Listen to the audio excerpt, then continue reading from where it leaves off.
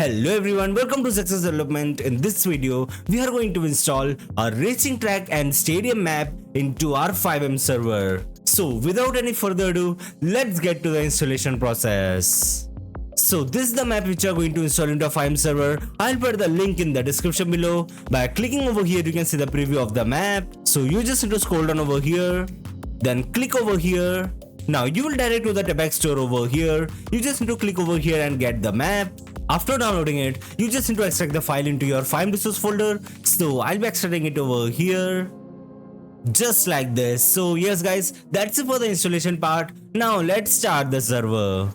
So we are in a server now, and over here there is a road going over there which leads us to the racing island. So let's spawn a car over here. By the way, the location is over here as you can see in the map.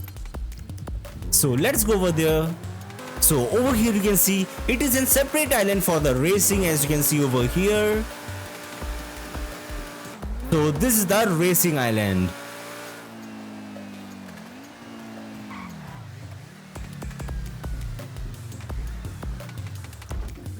So you can see there are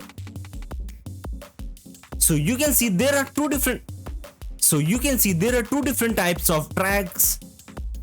So you can see there are two different types of racing tracks over here, as you can see. So this track is for the drag race and this one is for the lap race, as you can see over here. This is the drag race track and this is the lap race track. So this is the anchoring room, or you can see the control room of the lap race track, as you can see. And this one is for the drag race track. And there are some small cafes over here, as you can see. And there are lots of things which you can explore in the map. So yes guys, that's it for today's video. I hope you enjoyed the video. If you enjoyed the video, make sure to like the video and subscribe to the channel for more videos related to FiveM development. Goodbye.